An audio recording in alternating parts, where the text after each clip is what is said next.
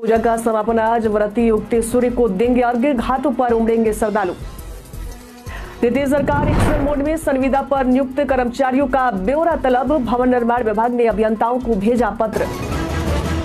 अभी शिक्षा पोर्टल पर मध्याह्न भोजन की रिपोर्ट। 15 नवंबर तक रिपोर्ट अपलोड करने का निर्देश। भोजन नहीं बनने के कारण भी बतानी होगी। जमुई में खुदाई के दौरान मिली 40 इंच की प्रतिमा मिलने से गांव में खुशी की लहर। गांव वाले बोले अवतरित हुई है छठी मैया। पंचतत्व में विलीन हुई बिहार कोकिला राजकीय सम्मान के साथ शारदा सिन्हा को दी गई अंतिम संस्कार। मुखाग्नि देते समय फपक पड़े बेटे अंशुमान सिन्हा। इंजीनियरिंग विश्वविद्यालय का नया आदेश। सेमेस्टर परीक्षाएं अब होम सेंटर पर नहीं, सेमेस्टर परीक्षाएं अब अन्य जिलों में होंगी। भारत और south Africa T20 international series आज से शुरू। भारत का लक्ष्य T20I में शानदार प्रदर्शन जारी रखना। दक्षिण अफ्रीका हिसाब बराबर करने को तैयार। उगते सूर्य को अर्घ्य देकर 4 दिनों तक चले महापर्व छठ का समापन होगा। बीते दिन छठ घाटों पर भारी भीड़ देखी गई, जहां चारों ओर चहल पहल और छठ के गीतों के साथ पूजा का माहौल था। अब चौथे दिन कार्तिक शुक्ल सप्तमी को उदयमान सूर्य को अर्घ्य दिया जाएगा। व्रती वहीं एकत्रित होंगे जहां उन्होंने षष्ठी की संध्या में अर्घ्य दिया था। सूर्य उगने से पहले व्रती नदी, तालाब या कृत्रिम पोखर के जल में उतरकर तपस्या करेंगे और भगवान भास्कर का स्मरण करेंगे। जैसे ही सूर्योदय की लालिमा दिखेगी, व्रती सूर्य को अर्घ्य देंगे और उनका आभार व्यक्त करेंगे। इसके बाद व्रती घर लौटेंगे, प्रसाद ग्रहण करेंगे और व्रत का पालन करेंगे, जिससे इस 4 दिन के महापर्व का समापन हो जाएगा। कुछ प्रमुख शहरों में सूर्योदय होने का समय इस प्रकार है। भागलपुर में 6:14, दरभंगा में 6:18, मुजफ्फरपुर में 6:20, पटना में 6:21 और बक्सर में 6:26 है। अगर आप भी सरकारी नौकरी की तलाश में हैं तो आपके लिए खुशखबरी है। IDBI बैंक ने 2024 के लिए एग्जीक्यूटिव, सेल्स और ऑपरेशन के पदों पर भर्ती का नोटिफिकेशन जारी किया है। आवेदन की प्रक्रिया बीते 7 नवंबर से शुरू हो गई है और आवेदन करने की अंतिम तारीख 16 नवंबर 2024 है। IDBI एग्जीक्यूटिव भर्ती 2024 में आवेदन करने के लिए अभ्यर्थी का किसी मान्यता प्राप्त विश्वविद्यालय संस्थान से किसी भी स्ट्रीम से ग्रेजुएट होना जरूरी है। उम्मीदवारों को कंप्यूटर IT का ज्ञान होना चाहिए। आयु सीमा की बात करें तो उम्मीदवारों की न्यूनतम आयु 20 वर्ष और अधिकतम आयु 25 वर्ष तक होनी चाहिए। इच्छुक उम्मीदवार बैंक की ऑफिशियल वेबसाइट idbibank.in पर जाकर फॉर्म भर सकते हैं।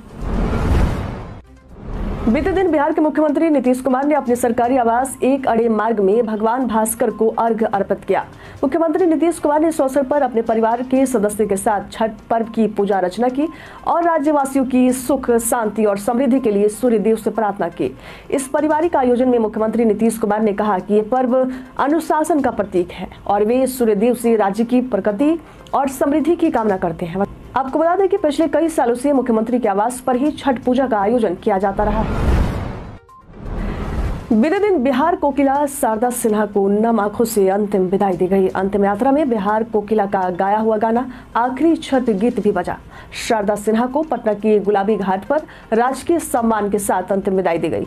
बेटे अंशुमान सिन्हा अपनी मां को मुखाग्नि देते समय फफक उठे। इस दौरान सभी की आंखें नम थी। सीएम नीतीश कुमार ने उनके पार्थिव शरीर पर पुष्प चक्र अर्पित कर अपनी भावभीनी श्रद्धांजलि अर्पित की। इस दौरान घाट पर कई बड़े नेता और प्रख्यात हस्तियां भी मौजूद थे। लोक आस्था के महापर्व छठ को लेकर राजगीर में स्थित प्रसिद्ध नेचर सफारी और जू सफारी 2 दिनों के लिए 7 और 8 को बंद किया गया था। यानी आज भी राजगीर में स्थित प्रसिद्ध नेचर सफारी और जू सफारी पर्यटकों के लिए बंद रहेगी। वन विभाग और जू प्रशासन द्वारा जारी संयुक्त आदेश के अनुसार इन दोनों पर्यटन स्थलों को प्रशासनिक कारणों से बंद रखने का निर्णय लिया गया है। राजगीर की जू सफारी जो अपने प्राकृतिक परिवेश में वन्य जीवों के दर्शन के लिए प्रसिद्ध है और नेचर सफारी जिसमें साहसिक गतिविधियों का अनुभव लिया जा सकता है, आज ये दोनों पर्यटकों के लिए उपलब्ध नहीं होंगे। छठ पर्व के दौरान इलाके में शांति और व्यवस्था बनी रहे, इसके लिए बंद किया गया है। इसके अगले दिन यानी कि 9 नवंबर को पर्यटकों के लिए ये खुला रहेगा। भवन निर्माण विभाग ने प्रशासनाधीन संविदा और बाह्य स्रोत से नियुक्त कर्मियों के आंकड़े तलब किए हैं। भवन निर्माण विभाग के उप सचिव शिवरंजन ने सभी अधीक्षण अभियंताओं को पत्र भेजा है, जिसमें उनसे 2005 से लेकर अब तक नियुक्त संविदा और बाह्य स्रोत से नियुक्त कर्मियों का ब्यौरा तलब किया गया है। ये जानकारी विभाग को 3 दिनों के भीतर ईमेल के माध्यम से और 13 नवंबर तक भौतिक रूप से उपलब्ध करानी होगी। विभाग ने इसके लिए एक खास फॉर्मेट जारी किया है जिसमें अनारक्षित और आरक्षित श्रेणियों के कर्मियों की अलग अलग जानकारी देने की बात कही गई है। मिड डे मील योजना के तहत अब बच्चों की उपस्थिति और भोजन की स्थिति की रिपोर्ट जो है ई शिक्षा कोष पोर्टल से प्राप्त की जाएंगी। सभी स्कूलों के प्रधानाध्यापक पोर्टल पर जानकारी देंगे कि कितने बच्चों ने भोजन खाया। इस संबंध में योजना के निदेशक विनायक मिश्र ने जिला कार्यक्रम पदाधिकारियों को 15 नवंबर तक रिपोर्ट पोर्टल पर अपलोड करने का निर्देश दिया है। पहले मोबाइल के जरिए रिपोर्ट भेजी जाती थी, लेकिन अब पूरी जानकारी पोर्टल पर अपडेट की जाएगी।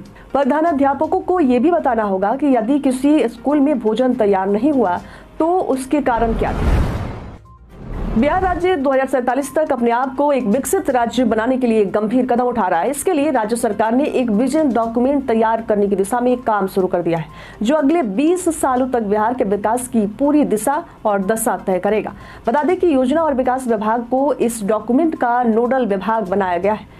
विभाग ने सभी अन्य विभागों से उनकी योजनाओं की मांग कर दी है। ये डॉक्यूमेंट बिहार के विकास का रोड मैप होगा। इसके अलावा नीति आयोग ने भी बिहार से भविष्य की योजनाओं की मांग की है, ताकि विकसित भारत 2047 की योजनाओं में बिहार को भी मुख्य धारा में लाया जा सके।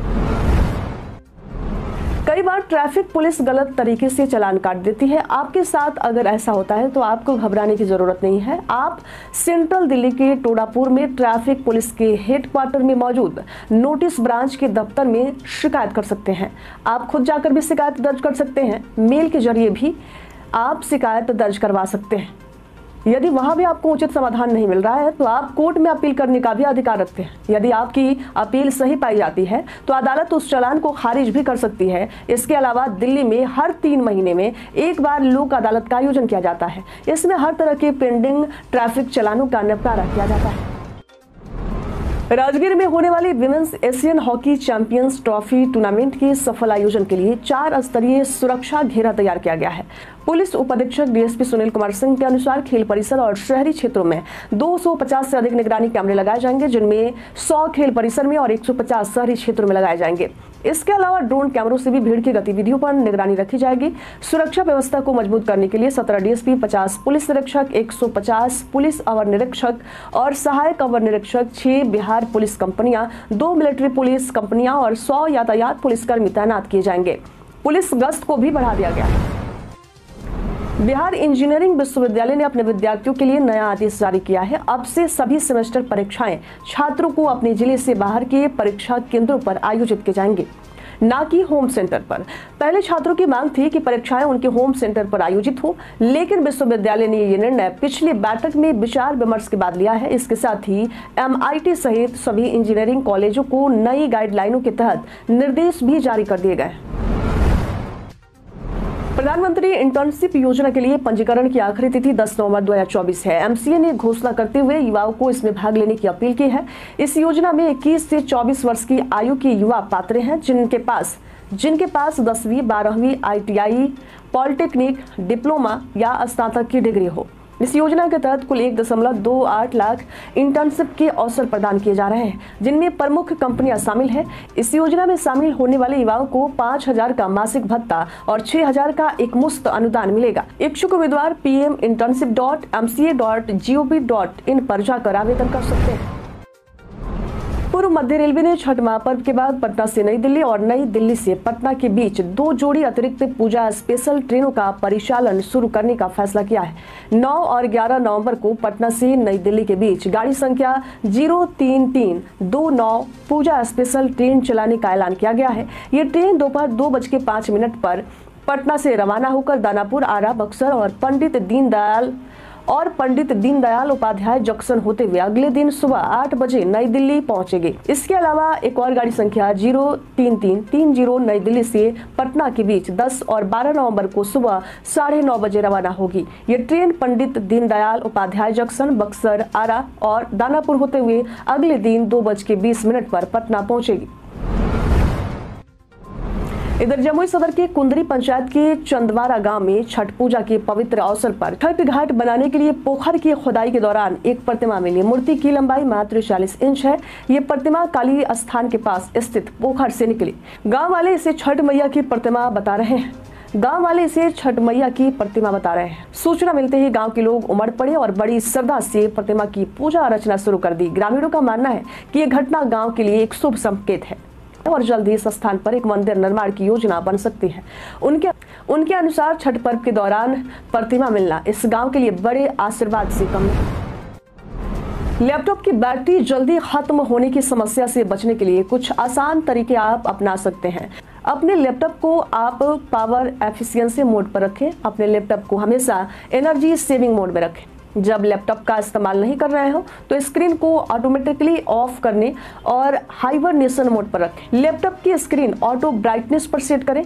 लैपटॉप की सेटिंग में जाकर क्लोज लीड टू स्लीप को एक्टिवेट कर दें। इससे जब भी आप लैपटॉप की लीड को बंद करेंगे तो लैपटॉप स्लीप मोड में चला जाएगा। इससे बैटरी कम खर्च होगी। इन आसान टिप्स अपनाकर आप अपनी लैपटॉप की बैटरी लाइफ को बढ़ा सकते हैं।